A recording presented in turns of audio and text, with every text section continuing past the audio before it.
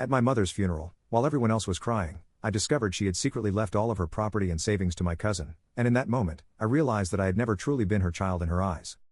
I'm writing this because I need someone to understand how discovering you were never really loved can turn you into a monster.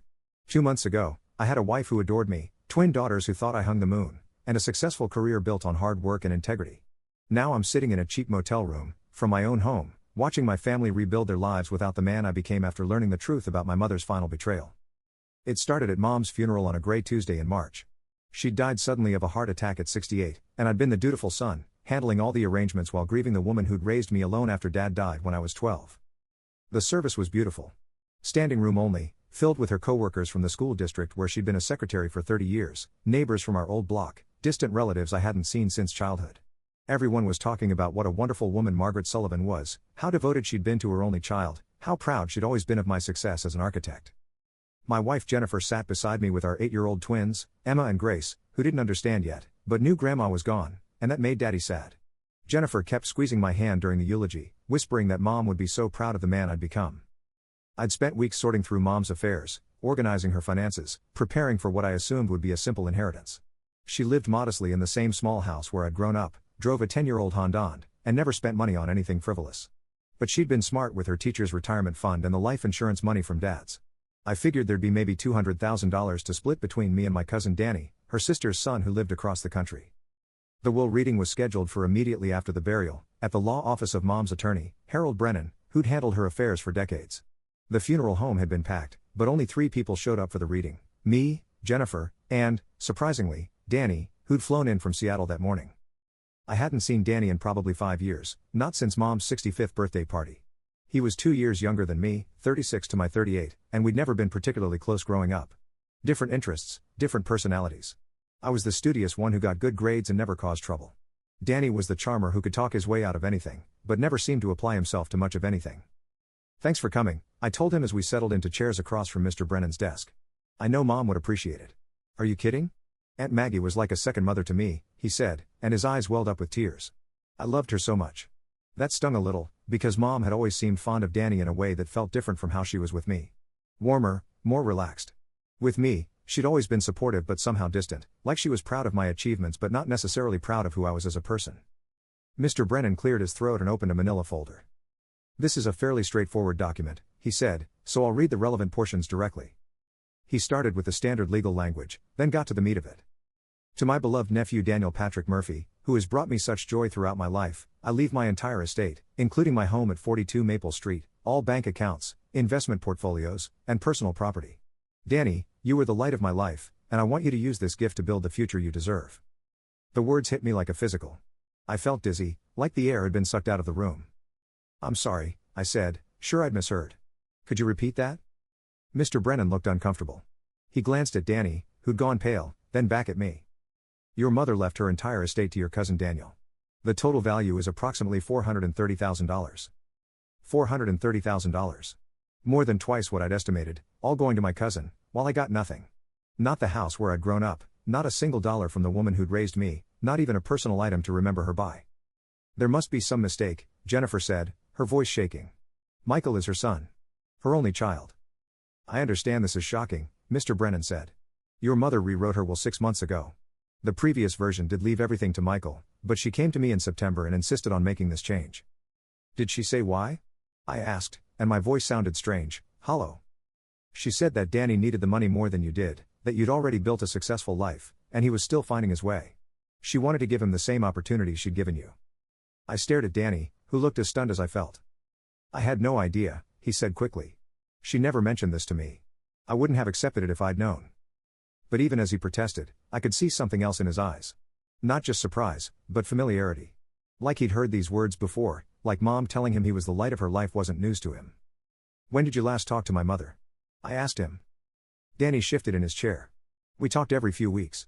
She'd call to check on me, see how I was doing. Every few weeks. Mom called me maybe once a month, and our conversations were always brief, perfunctory. 'How's work? How are the girls? How's Jennifer? Okay, well I'll let you go.' But she was calling Danny regularly, checking on him, caring about his daily life in a way she'd never cared about mine." "She said I was the light of her life?" I asked Mr. Brennan. He nodded uncomfortably. "Those were her exact words." I thought about every conversation I'd had with Mom in the past few years, every visit, every holiday gathering. Had she ever once called me the light of her life? Had she ever looked at me with the warmth I'd seen her show Danny during family gatherings? The answer was no. Mom had been proud of my achievements, supportive of my career, and polite to Jennifer and the girls.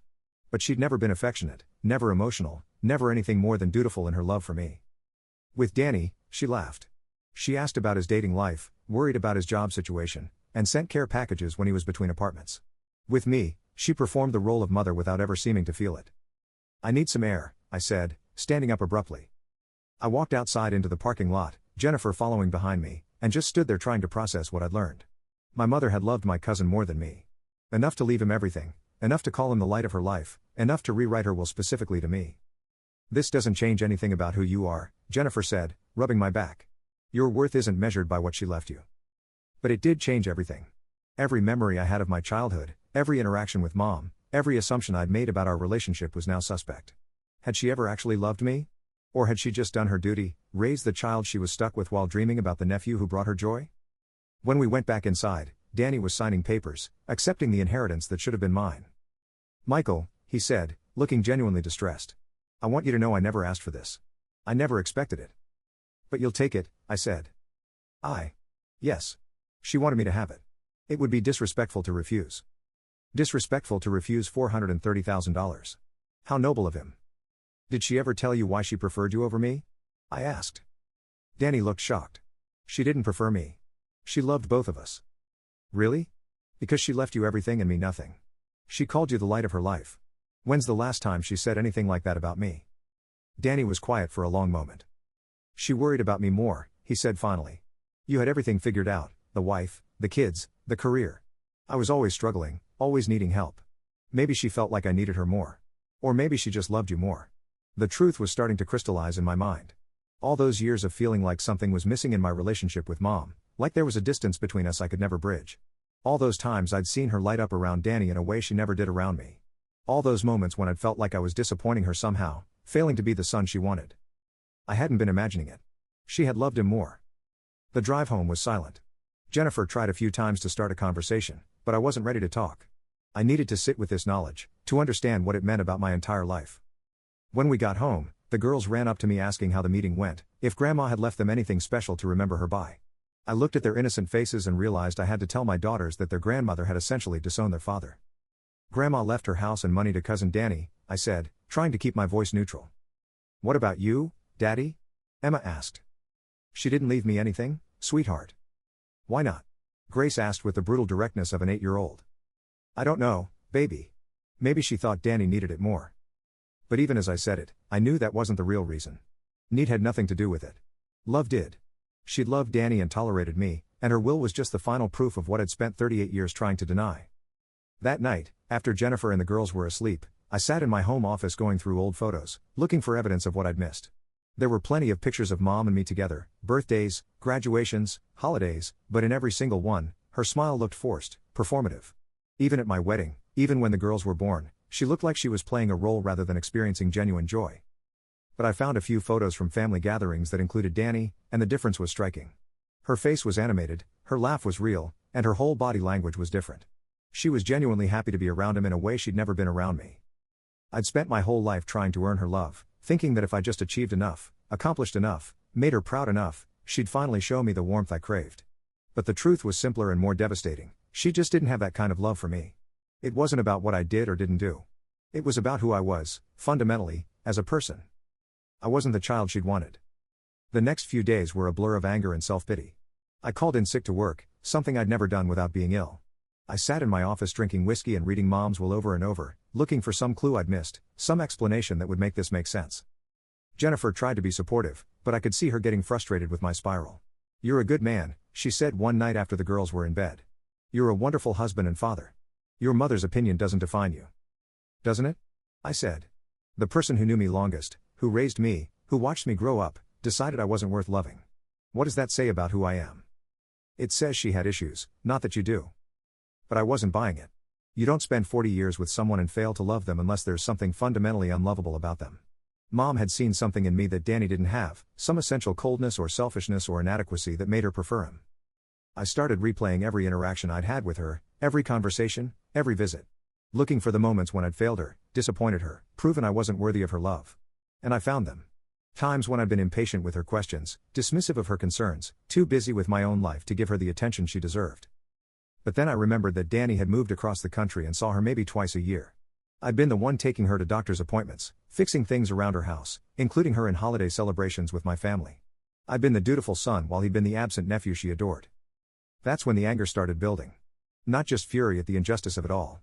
I'd sacrificed time with my own family to take care of her, given up weekends to help with her yard work, and included her in every important moment of my life. And for what? To be completely out of her will in favor of someone who'd made minimal effort but had the right personality to charm her. It felt like a betrayal that went beyond money. It was a rejection of everything I'd tried to be for her, everything I'd thought our relationship meant. A week after the will reading, I got a call from Danny. "I've been thinking about this a lot," he said. "I want to split the inheritance with you. It doesn't feel right keeping it all." For a moment, I felt a surge of hope. Finally, some justice in this situation. "Really?" "Yeah. I mean, you're her son. You're the one who took care of her all these years. I'll keep the house because I've always loved it, but I'll give you half the money." The house. He wanted to keep the house where I'd grown up, where I'd lived with Mom for 18 years, where all my childhood memories were stored. The house that should have been mine by right of birth, by years of care, by basic fairness. "Why do you get to keep the house?" I asked. "I don't know, I've always felt connected to it. All my best childhood memories are in that house." His best childhood memories. What about mine? What about the 18 years I'd lived there versus the few weeks a year he'd visited? "That's my house, Danny. I grew up in that house. My father died in that house. Every important memory of my childhood happened in that house." "I know, but..." "But what? You think because Mom loved you more, you get to take the house too?" "That's not what I'm saying." "Then what are you saying? That you deserve everything that should have been mine because you were better at making her laugh?" The conversation deteriorated from there. Danny accused me of being bitter and selfish, of not understanding that Mom's love wasn't a competition. I accused him of manipulating her, of being a charming parasite who'd stolen the affection that should have been mine. We hung up angry, and I realized that his offer to share the money wasn't generosity. It was guilt. He knew he didn't deserve what he'd gotten, but not enough to make it right. That night, I made a decision that I can't take back, which turned my pain into everyone else's destruction. I decided that if my mother could choose someone else over her son, then I could choose someone else over my own family. Her name was Lisa, and she was a paralegal at a firm that did work for my architecture company. 28 years old, single, and impressed by successful older men who paid attention to her. We'd had a few casual conversations over the past year, nothing inappropriate, just friendly professional chat. But after Mom's will reading, after Danny's phone call, after spending a week drowning in the knowledge that I'd never been truly loved by the woman who raised me, Lisa's admiration felt like a lifeline. I started finding excuses to visit her firm, to extend our conversations, to compliment her work, and ask about her life. She responded with the kind of warmth and interest that I'd never gotten from Mom, that I'd started taking for granted from Jennifer. "You seem sad lately," she said during one of these visits. "Everything okay?" I told her about Mom's, about the shock of the will, about feeling like I'd learned I wasn't the person I'd thought I was. "That's horrible," she said, and her sympathy felt genuine, uncomplicated. "Your mother chose someone else over you?" "My cousin. She loved him more than me my whole life, and I was too to see it." "You're not. You trusted her to love you the way a mother should. That makes you good, not..." It was exactly what I needed to hear. Not Jennifer's practical comfort or her attempts to minimize but validation that I'd been wronged, that my pain was justified, that I deserved better. We started having lunch together, then drinks after work, then long conversations about family dysfunction and unappreciated sacrifices. Lisa understood what it felt like to be overlooked, to give everything and get nothing back, to watch less deserving people get the love and recognition you'd earned. The first time we kissed, I was 3 drinks deep and telling her about finding photos of Mom's genuine smile with Danny versus her forced smile with me. "You deserve to be someone's first choice," she whispered, and then her lips were on mine, and for the first time since the will reading, I felt wanted. I knew it was wrong. I loved Jennifer, adored my daughters, and had built a good life with them. But the pain of Mom's rejection had created this void in me, this need to be chosen, to be preferred, to matter most to someone. Jennifer had chosen me 12 years ago, but that felt like ancient history compared to Mom's fresh betrayal. Lisa was choosing me now, every day, over all the other men she could have. She made me feel special in a way I'd never felt special to Mom. The affair lasted 6 weeks. 6 weeks of lies, sneaking around, creating elaborate cover stories for where I was spending my evenings.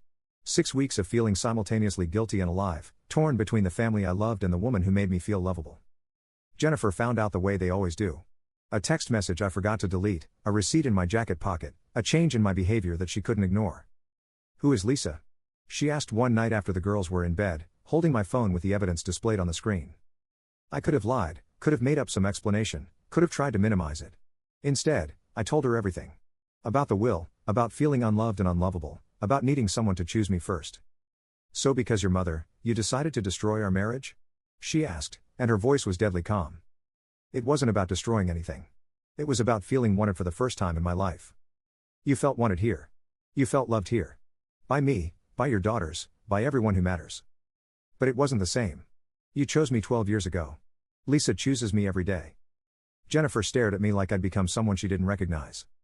"You away your family because a 28-year-old girl made you feel special?" When she put it like that, it sounded pathetic. But the pain of Mom's rejection was still so fresh, so devastating, that having someone prefer me felt necessary for survival. "I needed to know that someone could love me more than anyone else," I said. "Someone did love you more than anyone else," Jennifer said, and she started crying. "I did. Your daughters do. But that doesn't count because we're not new and exciting."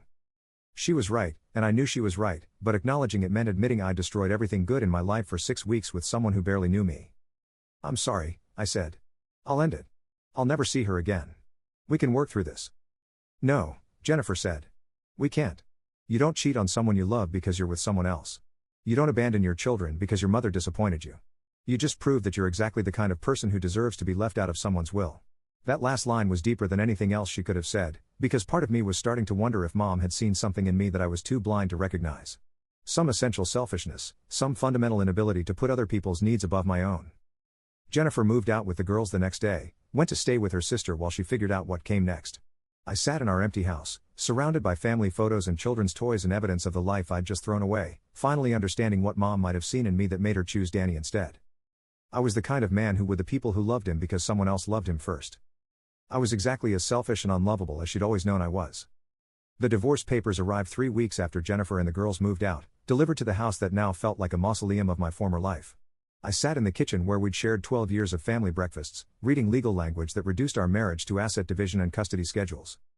Jennifer was asking for primary custody of Emma and Grace, with supervised visitation for me until I could prove stability.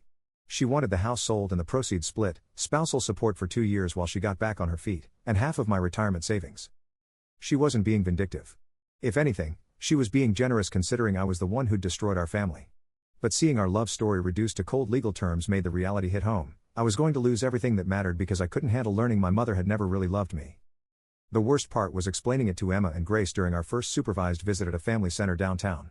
They sat across from me at a plastic table covered in coloring books, 2 8-year-old girls trying to understand why Daddy didn't live with them anymore. "Why can't you just say sorry to Mommy?" Emma asked, her crayon hovering over a picture of a smiling family.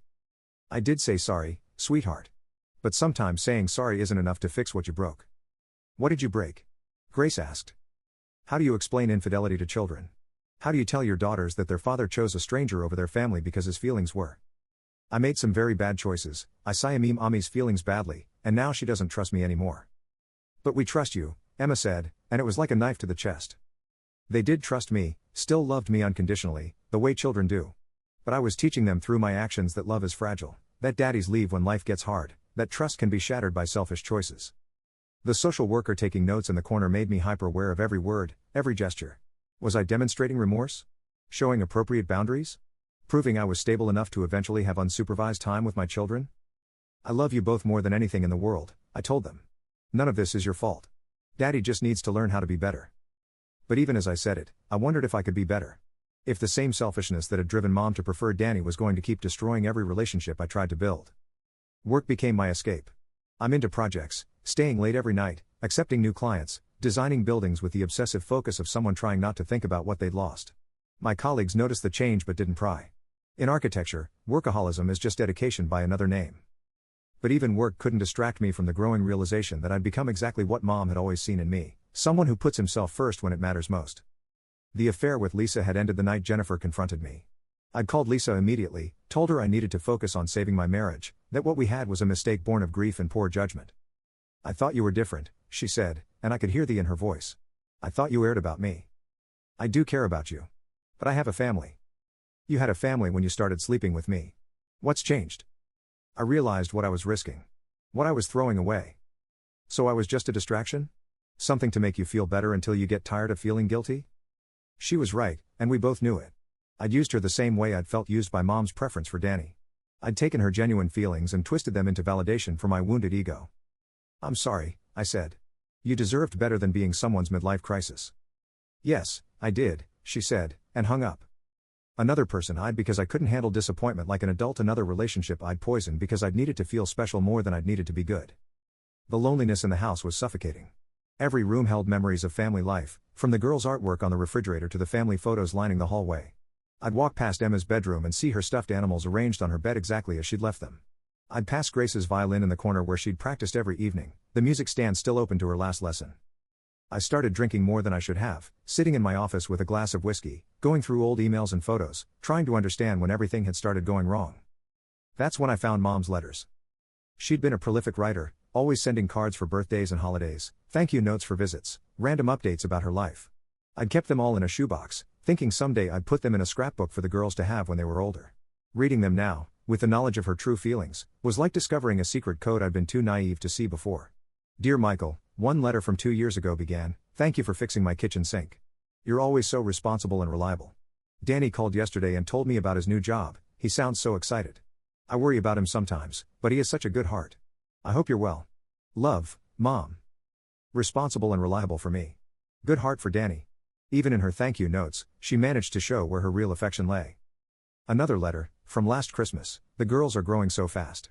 They're lucky to have such a stable father. I talked to Danny for 2 hours last night, he's thinking about going back to school for his MBA. He's such a dreamer, but I love that about him. Say hello to Jennifer for me. Stable father versus dreamer, she loved. Duty versus affection.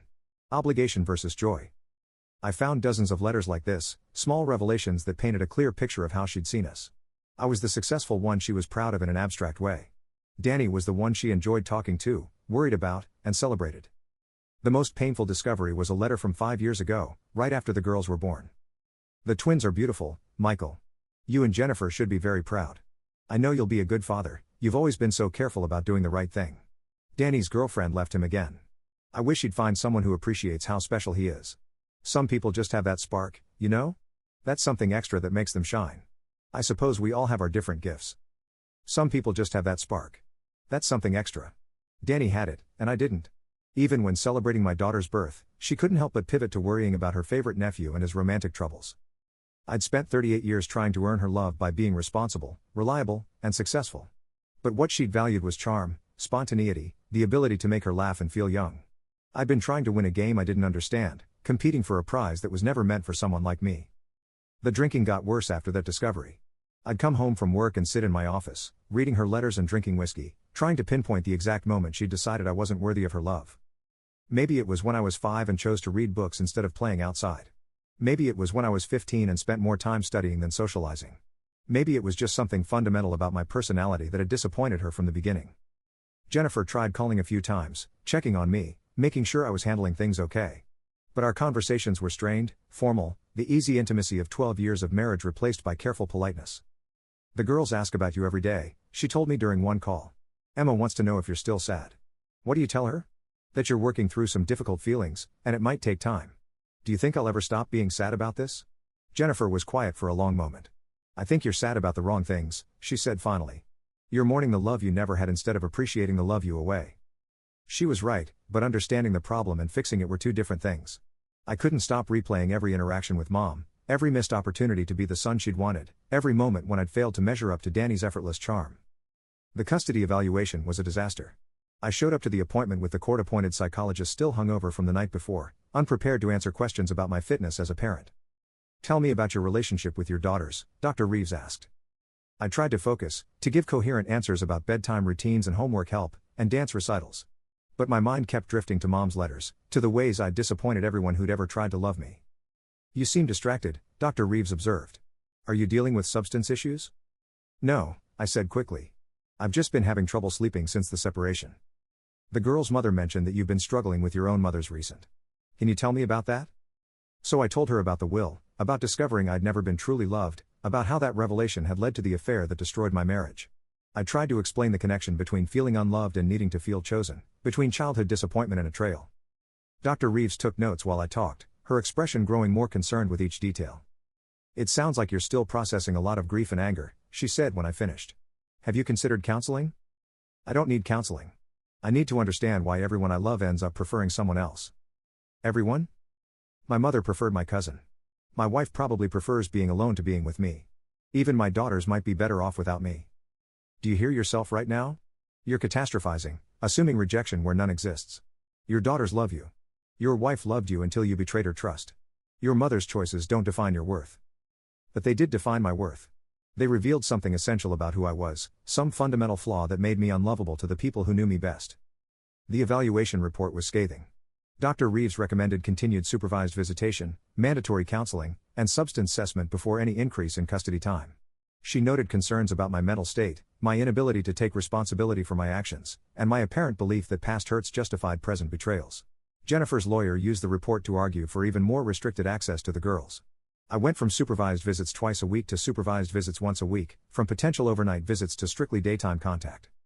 You're spiraling, my lawyer told me after the hearing. If you want any chance of meaningful time with your daughters, you need to get your act together. But I wasn't sure I deserved meaningful time with them. I wasn't sure I deserved anything from anyone, considering what I'd learned about myself in the months since Mom's. Danny called me a few weeks later, wanting to talk about selling Mom's house. I've been thinking about what you said, he said. About it being your house too, your childhood home. Maybe we should sell it and split the money. Keep it, I said. You're right. She wanted you to have it. Are you sure? I know how much that place means to you. It means nothing to me now. It's just a reminder of how much she preferred you. Michael, that's not true. She loved both of us. No, Danny. She loved you and tolerated me. They will just make it official. You're wrong. She talked about you all the time, how proud she was of your success, how good a father you were. She was proud of my achievements. That's not the same as loving who I am as a person. You're torturing yourself over something that isn't real. Isn't it? Name one time she ever said I was the light of her life. One time, she called me just to hear my voice. One time, she looked at me the way she looked at you. Danny was quiet for a long moment. Love comes in different forms, he said finally. That's what people say when they want to pretend neglect is just a different kind of care. I hung up and poured another drink, sitting in my empty house, surrounded by the remnants of a life I'd destroyed because I couldn't handle the truth about my mother's feelings. The girl's birthday was coming up in a few weeks. Their 9th birthday, and I wouldn't be there for the party. I'd get to see them for 2 hours that afternoon, supervised by a social worker, while Jennifer hosted a celebration for their friends and family. I started planning what gifts to buy, what to sign, and how to make those 2 hours special. But mostly I wondered if they'd be better off if I just disappeared, if they'd grow up happier without the constant reminder of their father's selfishness and instability. Maybe Mom had been right about me all along. Maybe some people just don't have that spark, that something extra that makes them worth loving. Maybe I was exactly the kind of person who deserved to be left out, to be chosen last, to lose everything because I'd never been worthy of having it in the first place. That wasn't helping anymore, but it was the only thing that quieted the voice in my head telling me I'd finally become everything my mother had always known I was, a disappointment, a burden, someone who took more than he gave. The eviction notice arrived on the same day as Emma and Grace's 9th birthday, a cruel cosmic joke that perfectly summarized how far I'd fallen. I sat on the floor of my empty living room, surrounded by cardboard boxes and the detritus of a life I'd systematically destroyed, reading legal language that gave me 30 days to vacate the house I could no longer afford. 6 months of missed mortgage payments, legal fees, and drinking away my problems had finally caught up with me. The architecture firm had let me go after I showed up to a client meeting and spent 20 minutes ranting about ungrateful family members instead of discussing building plans. My severance had lasted exactly 2 months. I was supposed to see the girls that afternoon for their birthday visit, but I didn't know how to explain to 9-year-olds that Daddy was now homeless. The supervised visitation center felt like a neutral enough place to avoid questions about where I lived now. Emma and Grace showed up wearing matching pink dresses, their hair done in elaborate braids that Jennifer had probably spent an hour perfecting. They looked healthy and happy, like children who'd learned to thrive without the chaos I'd brought to their lives. Happy birthday, my beautiful girls, I said, hugging them both while the social worker watched from her corner chair. Thank you, Daddy, Emma said politely. Did you bring us presents? I had. 2 identical jewelry boxes with their names engraved on them, bought with the last of my credit before the cards were maxed out. Inside each box was a photo of us from happier times, back when I was still their hero instead of their cautionary tale. They opened them with the careful enthusiasm children show when they're trying to protect someone's feelings.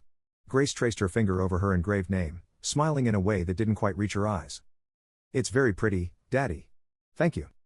Do you like your new house? Emma asked, and the question hit me like a punch. What new house, sweetheart? Mommy said you moved to a new house because the old one was too big for just you. Jennifer had been protecting them from the truth about my financial collapse, letting them believe I'd chosen to downsize rather than been forced out by my failures. Even after everything I'd done to her, she was still trying to preserve their image of me as someone competent and stable. Yes, I lied. The new place is much better for just me. We colored together for an hour, talking about school and friends and their birthday party plans. That wasn't helping anymore, but it was the only thing that quieted the voice in my head telling me I'd finally become everything my mother had always known I was: a disappointment, a burden, someone who took more than he gave. The eviction notice arrived on the same day as Emma and Grace's 9th birthday, a cruel cosmic joke that perfectly summarized how far I'd fallen. I sat on the floor of my empty living room, surrounded by cardboard boxes and the detritus of a life I'd systematically destroyed, reading legal language that gave me 30 days to vacate the house I could no longer afford. 6 months of missed mortgage payments, legal fees, and drinking away my problems had finally caught up with me. The architecture firm had let me go after I showed up a client meeting and spent 20 minutes ranting about ungrateful family members instead of discussing building plans. My severance had lasted exactly 2 months. I was supposed to see the girls that afternoon for their birthday visit, but I didn't know how to explain to 9-year-olds that Daddy was now homeless. The supervised visitation center felt like a neutral enough place to avoid questions about where I lived now. Emma and Grace showed up wearing matching pink dresses, their hair done in elaborate braids that Jennifer had probably spent an hour perfecting. They looked healthy and happy, like children who'd learned to thrive without the chaos I'd brought to their lives. "Happy birthday, my beautiful girls," I said, hugging them both while the social worker watched from her corner chair. "Thank you, Daddy," Emma said politely. "Did you bring us presents?" I had 2 identical jewelry boxes with their names engraved on them, bought with the last of my credit before the cards were maxed out.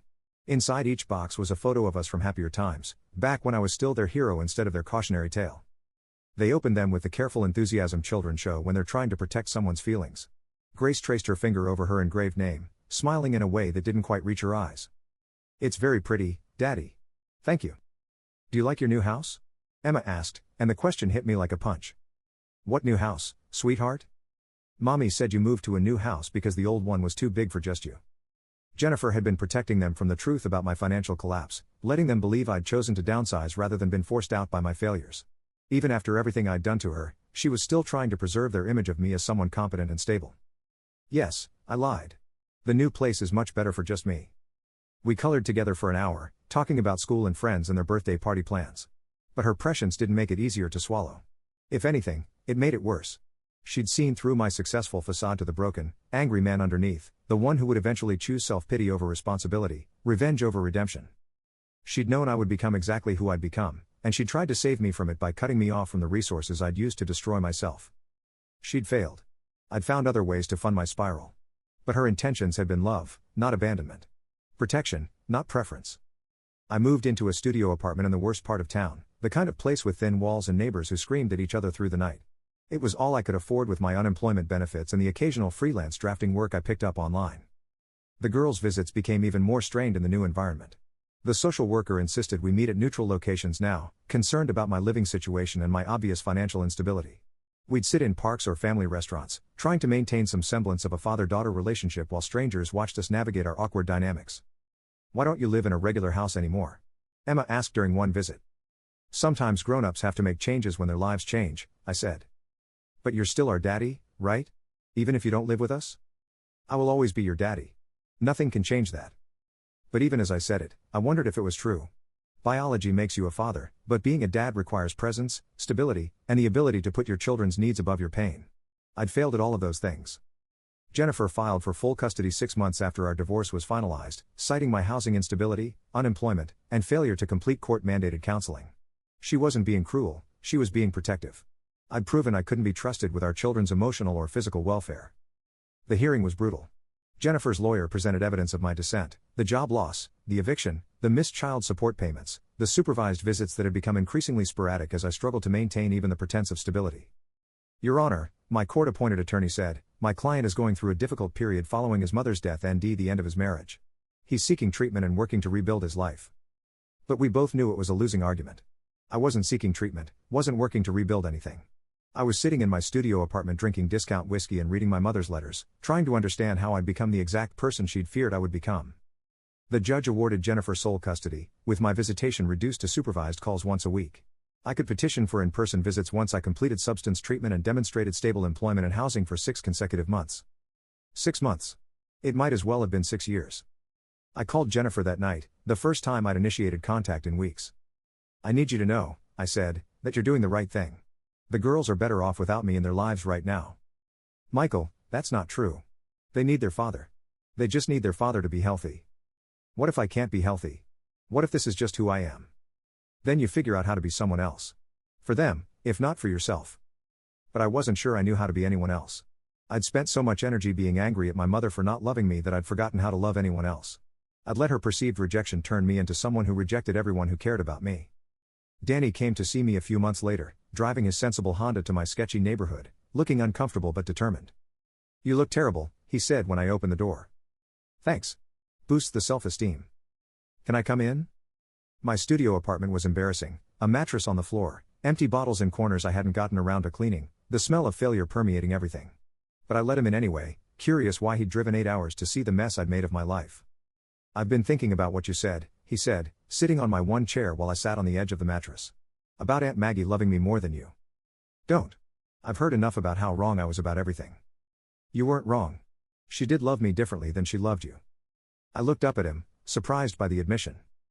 "But not more," he continued. "Just differently. She worried about me because I was irresponsible, unreliable, always screwing up my life, and needing someone to bail me out. She was proud of you because you had your act together. After all, you'd become the kind of man she'd hoped you'd become. Until I proved her wrong. Did you? Or did you prove her right about what would happen if she enabled your worst instincts?" I thought about what Mr. Brennan had told me about her fears, about watching me become my father. She saw the signs, didn't she? The drinking, the anger, the self-pity. She knew I was going to fall apart. Maybe. Or maybe she just knew that giving someone money doesn't fix what's broken inside them. It just gives them more resources to break things with. Danny pulled out an envelope and set it on my coffee table. "This is yours," he said. "Half of everything she left me, like I offered before. But I'm not giving it to you to help you drink yourself to or wallow in self-pity. Then why are you giving it to me? Because I want you to use it to get your daughters back. Get treatment, get stable, get healthy. Use it to become the father they deserve instead of the victim you've been playing." I stared at the envelope, knowing it contained more money than I'd seen in months, enough to change my circumstances completely. What if I just waste it? What if I use it to fund more self-destruction? Then you'll prove that Aunt Maggie was right to worry about you, and I'll live with the knowledge that I helped you destroy yourself. But I don't think that's who you are. How do you know who I am? I don't even know anymore. You're the man who raised 2 beautiful daughters who still ask about their daddy every time I call Jennifer to check on them. You're the man who built a successful career from nothing, who took care of your mother for years even when she couldn't show you the affection you craved. You're the man who's so afraid of being unloved that you push away everyone who tries to love you. Danny stood up to leave, then turned back to me. "The difference between us isn't that she loved me more," he said. "It's that I was too selfish to worry about whether I deserved her love. You spent so much energy trying to earn it that you forgot to just accept it." After he left, I sat staring at that envelope for hours. Inside was enough money to get clean, get stable, get my life back. Enough to prove to a court that I could be a safe, reliable father. Enough to start over. Or enough to drink myself in style. The choice was mine, and for the first time since Mom's funeral, I understood that it had always been my choice. She hadn't made me cheat on Jennifer. Danny hadn't made me abandon my children. My pain hadn't made me destroy everything good in my life. I had made those choices, and I could make different ones. But understanding that and doing something about it were 2 different things. I was still the same man who'd valued being chosen over choosing well, who'd prioritized feeling special over being worthy. The envelope sat on my table for 3 days while I decided what kind of man I wanted to be. The kind who uses love to destroy, or the kind who uses it to build something better. In the end, I realized the truth my mother had known all along. Some people deserve to lose everything, not because they're unloved, but because they refuse to love well in return. And some mistakes don't get second chances, they just get to serve as warnings to anyone else tempted to choose their pain over everyone else's happiness.